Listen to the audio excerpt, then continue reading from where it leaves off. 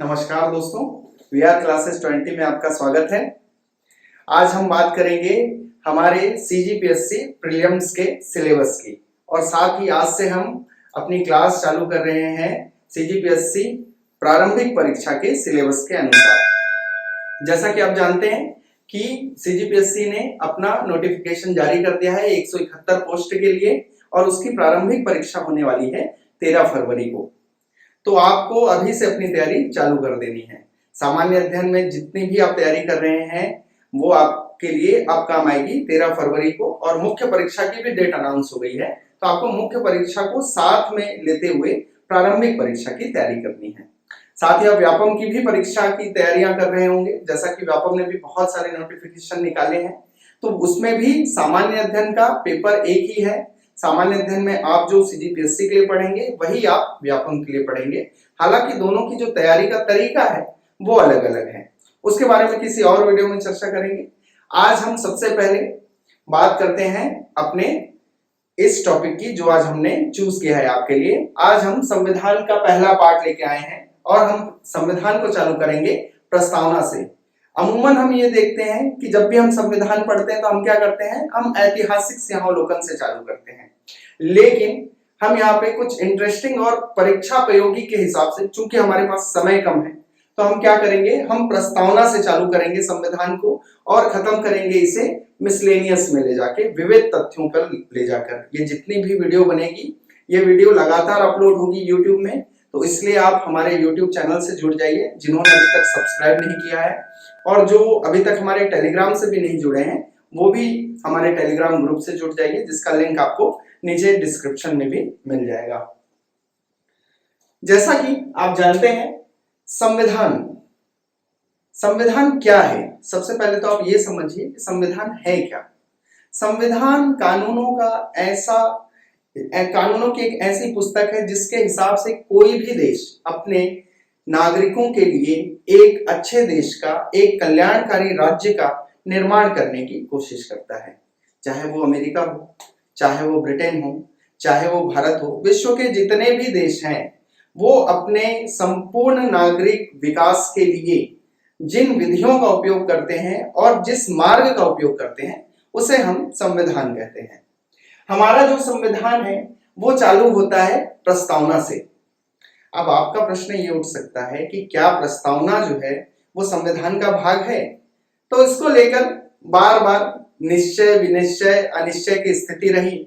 लेकिन वर्तमान में यदि हम बात करें, आज जब हम ये वीडियो बना रहे हैं, तो प्रस्तावना संविधान का भाग है। लेकिन 1960 तक ऐसा नहीं था। उसकी चर्चा हम धीरे से आगे करेंगे। तो प्रस्तावना क्या होती है? किसी भी विषय में आप जब जाते हैं तो उसकी एक भूमिका लिखी जाती है जो उस पूरी कहानी को बताती है कि इसके अंदर का निचोड़, कोई भी पुस्तक का जो आधार है वो आप उसकी भूमिका से निकाल सकते हैं। तो पूरे संविधान का यदि हमें आधार निकालना है तो हम यदि केवल प्रस्तावना को देख लें तो हमारा पूरा का पूरा संविधान हमें क्लियर हो जाता है। तो इसीलिए प्रस्तावना क्या है, बहुत इंपॉर्टेंट है। कल 26 नवंबर था। 26 नवंबर हम संविधान दिवस के रूप में मनाते हैं। क्यों मनाते हैं? कल के दिन आप जब भी देखेंगे तो हम क्या देखते हैं, हम केवल प्रस्तावना को पढ़ते हैं और इसे ही हम जानते हैं कि ये संविधान का सार भाग है। इसकी महत्ता यहीं से स्पष्ट होती है। इसीलिए आपको प्रस्तावना को बहुत ध्यान से याद भी रखना है और पढ़ना भी है। इसकी एक एक बात आपको याद रखनी है। प्रस्तावना आपकी स्क्रीन में आपको दिख रही होगी। प्रस्तावना की बात करें तो प्रस्तावना शुरू होती है हम भारत के लोग से और ये खत्म होती है अंगीकृत, अधिनियमित और आत्मार्पित करते हैं के साथ। इसमें जो हम भारत के लोग हैं यह भी कुछ बात बोलता है। इसका प्रत्येक शब्द एक तथ्य को निरूपित करता है कि देश में क्या शक्ति के स्रोत होंगे, कैसा शासन तंत्र होगा, लोगों का विकास किस आधार पर किया जाएगा और उनको न्याय की प्राप्ति किस प्रकार से होगी। मतलब ये संपूर्ण नागरिकों के साथ साथ देश कैसे चलेगा उसकी भी व्यवस्था करता है।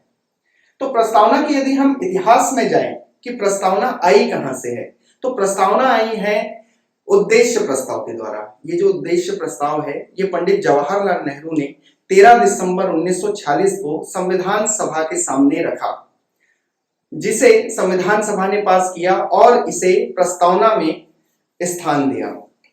इसकी जितनी भी बातें हैं या इस पूरे उद्देश्य प्रस्ताव का जो एक सार रूप है वो आपको प्रस्तावना में दिखाई देता है। यदि हम यहाँ पर मूल प्रस्तावना की बात करें तो मूल प्रस्तावना में 3 शब्द आपको नहीं मिलेंगे जो वर्तमान में है। ये शब्द है समाजवादी, पंथ निरपेक्ष और अखंडता। ये शब्द जोड़े गए 42वें संविधान संशोधन 1976 के द्वारा।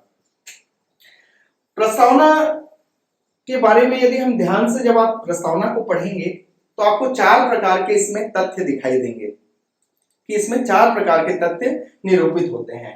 पहला है सत्ता का स्रोत, दूसरा शासन का प्रकार, तीसरा शासन प्रणाली के लक्ष्य और चौथा स्वीकृति और क्रियान्वयन की तिथि।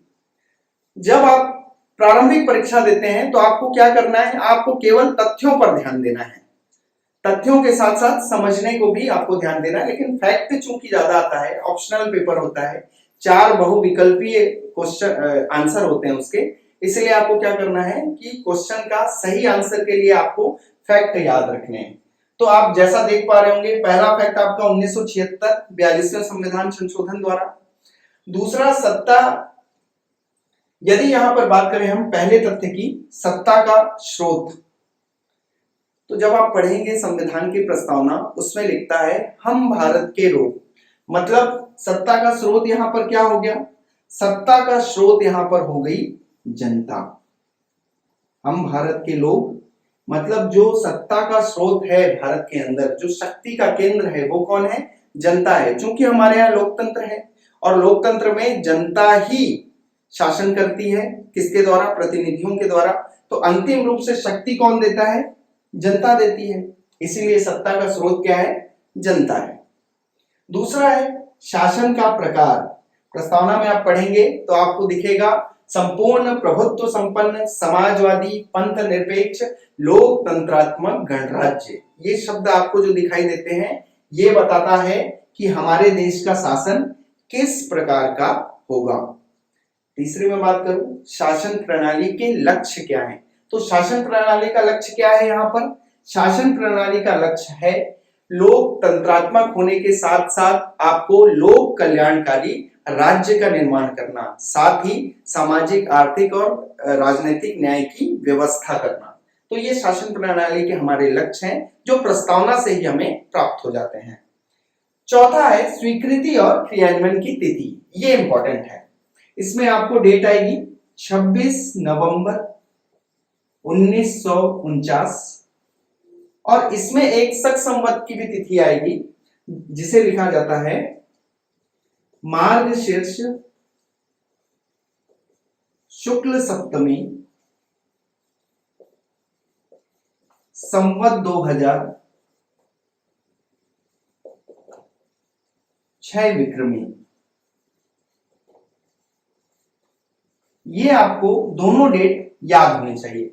अब आप समझ गए होंगे कि संविधान दिवस 26 नवंबर को क्यों मनाया जाता है, क्योंकि इस दिन संविधान को अंगीकृत और स्वीकृति प्रदान की गई थी। किसके द्वारा, संविधान सभा के द्वारा। इस दिन हमारा संविधान बनकर तैयार हुआ था और इसी दिन इसे क्या किया गया, स्वीकार कर लिया गया। लेकिन लागू करने की तिथि क्या है, लागू करने की तिथि है 26 जनवरी 1950। ये 2 डेट आपको याद रखनी है और दोनों में क्या बातें हुई हैं ये भी आपको याद रखना है। ये तथ्यात्मक प्रश्न आते हैं। अब यदि आप संविधान की प्रस्तावना की बात करें कि उसके मुख्य तत्व क्या हैं, तो जितने भी संविधान में शब्द लिखे हैं उसके मतलब आपको पता होने चाहिए। जैसे आप संविधान के यदि मुख्य तत्वों की बात करें तो इसे हम कुछ इस प्रकार देख सकते हैं कि यदि हम पहले शब्द में आए, हम भारत के लोग। हम भारत के लोग, पहली बात तो अमेरिका के स्वतंत्रता संग्राम की घोषणा से लिया गया शब्द है। अमेरिका के स्वतंत्रता संग्राम में वी द पीपल शब्द का जो प्रयोग है वही हमने हम भारत के लोग में लिया है। यह दर्शाता है कि भारत में जो सर्वोच्च सत्ता है वो कौन है, भारत की जनता है। दूसरा यदि इसका हम तत्व देखें तो है संपूर्ण प्रभुत्व संपन्न समाजवादी पंथ निरपेक्ष लोकतंत्रात्मक गणराज्य। संपूर्ण प्रभुत्व संपन्न की यदि मैं बात करूं, ये क्या है? इसका ये मतलब है, प्रभु सत्ता संपन्न का मतलब ये होता है कि हम किसी के भी गुलाम नहीं हैं, चाहे वो हमारी आंतरिक नीति हो, चाहे वो हमारी विदेश नीति हो। हम हर प्रकार की विधि बनाने के लिए स्वतंत्र हैं और हम किसी भी अन्य देश के दबाव में अपनी नीतियां या अपनी विधियां नहीं बदलते हैं। हम हर चीज में स्वतंत्र हैं, ये घोषणा करती है प्रस्तावना प्रभु सत्ता संपन्न या प्रभुत्व संपन्न के रूप में। यदि मैं समाजवादी की बात करूं, समाजवादी शब्द 1976 में जोड़ा गया है। समाजवाद क्या है? समाजवादी का मतलब होता है, यदि आप सामान्य अर्थों में देखें तो यह वर्ग संघर्ष को समाप्त करने की जो कार्ल मार्क्स की अवधारणा है वहां से निकलकर आया गया शब्द है। लेकिन जो हमारा समाजवाद है वह समाजवाद है कि जो गरीब व्यक्ति है, अंतिम छोर पर खड़ा व्यक्ति है, अंत्योदय वाला व्यक्ति है, उस व्यक्ति को भी आर्थिक विकास के वैसे ही अवसर मिले जैसे एक धनिक व्यक्ति को मिल रहे हैं जो भारत का नागरिक है। तो उसके लिए व्यवस्था कौन करेगा? उसके लिए व्यवस्था करेगी सरकार। सरकार उस गरीब के साथ खड़े होकर उसे योजनाओं का लाभ देकर क्या करेगी? समाजवादी व्यवस्था बनाएगी। ये हमारा समाजवाद का कॉन्सेप्ट है जो अन्य देशों से भिन्न है। इसके बाद है पंथ निरपेक्ष। ये भी शब्द 1976 में जोड़ा गया है। पंथ निरपेक्ष का मतलब है कि देश में, ये एक सकारात्मक अवधारणा के साथ जोड़ा गया शब्द है। देश में कोई भी पंथ या धर्म के प्रति शासन दुर्व्यवहार नहीं करेगा और सभी को समान रूप से देखेगा। ये हमारी पंथ निरपेक्ष की अवधारणा है, क्योंकि हमारा जो संविधान है वो क्या बोलता है कि सभी देश में समान है।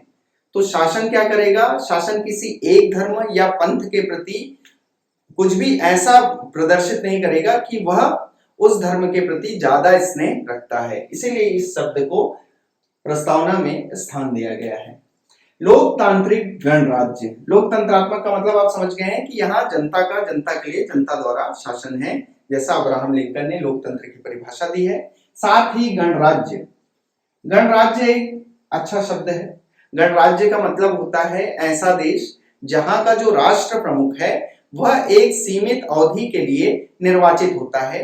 दूसरे शब्दों में आप कह सकते हैं कि जो राज्य का प्रमुख है वह वंशानुगत नहीं होता या राजतंत्र से नहीं आता। ऐसे देश, सभी देश गणराज्य कहलाते हैं। तो ये गणतंत्रात्मक भावना हमने फ्रांस से ली है। तीसरी यदि हम बात करें, सामाजिक, आर्थिक और राजनीतिक न्याय। तीन प्रकार के न्याय की बात प्रस्तावना में कही गई है, सामाजिक, आर्थिक और राजनीतिक। सामाजिक न्याय से यहां मतलब है कि जो राज्य सरकारें हैं या संघ सरकार है वह ऐसी योजनाओं का क्रियान्वयन करेगा जिससे कि समाज के सभी वर्गों को पूरा का पूरा फायदा हो, चाहे वो निशक्त जन हो, चाहे वह बाल वर्ग हो, चाहे वह महिला वर्ग हो, चाहे वह एक अंत्योदय में खड़ा व्यक्ति हो। उसके लिए ऐसी योजनाओं का निर्माण हो ताकि उनके साथ संपूर्ण रूप से या सामाजिक रूप से न भेदभाव हो सके और उनकी उन्नति के अवसर खुल सके।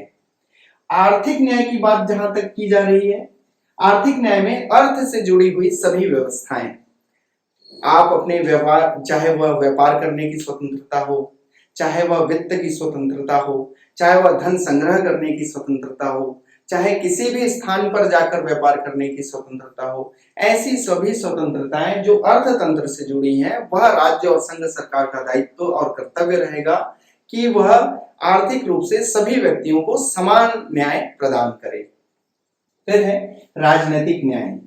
राजनीतिक न्याय का मतलब है कि हर एक व्यक्ति, देश का हर एक नागरिक, चाहे वो किसी भी श्रेणी, वर्ग, धर्म, जाति का हो, उसे राजनीतिक रूप से समान माना जाएगा। हर किसी को मतदान देने की जो निर्धारित आयु है उसके बाद उसे मतदान से वंचित नहीं रखा जा सकता, उसे चुनाव लड़ने से वंचित नहीं रखा जा सकता। ये हमारे राजनीतिक न्याय की परिभाषा है।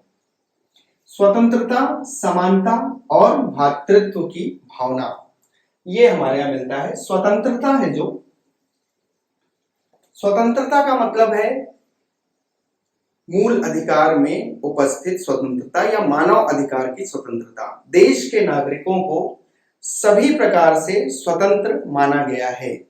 विधि के अनुकूल यदि उनका आचरण है तो वो सभी स्वतंत्र रूप से अपना कार्य व्यवहार कर सकते हैं। इस प्रकार के उन्मुक्त स्वतंत्रता की, चाहे वह वाक अभिव्यक्ति की स्वतंत्रता हो, चाहे वह संघ बनाने की स्वतंत्रता हो, चाहे वह निवास, चाहे वह भ्रमण करने की स्वतंत्रता हो। समानता। समानता हमारे यहाँ प्रस्तावना में दो प्रकार की है, एक प्रतिष्ठा और दूसरा अवसर।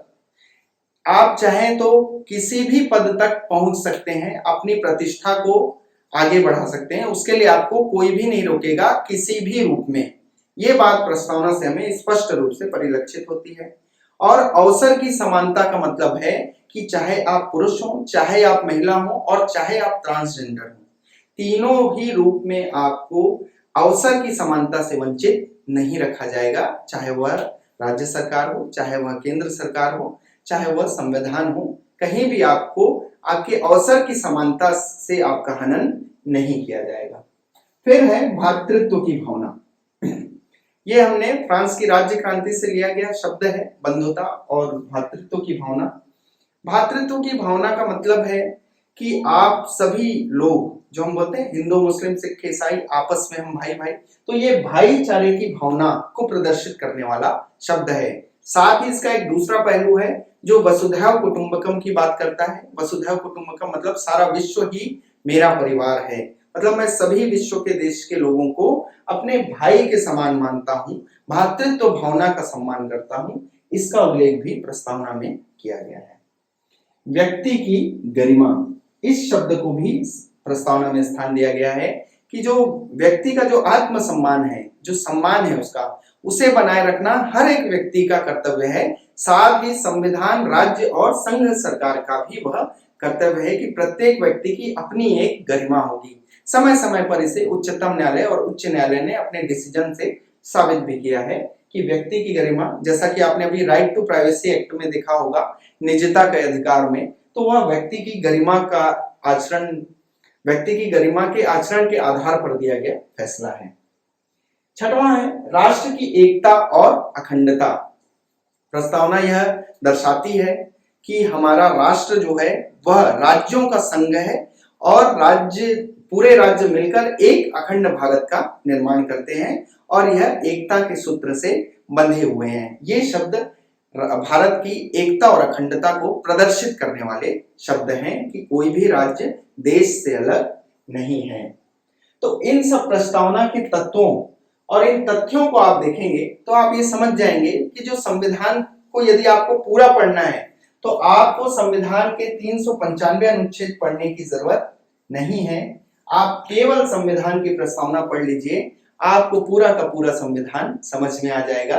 यदि आपने एक एक शब्द उसके अच्छे से पढ़े हैं तो आपको पूरा का पूरा संविधान क्लियर हो जाएगा। यही हमारी क्लास का आज पहला भाग था। आई होप आप लोगों को ये अच्छा लगा होगा। यदि आपको इसमें कुछ समझ नहीं आया तो आप नीचे कमेंट करके बता दीजिए और इस वीडियो को लाइक और सब्सक्राइब जरूर कीजिए।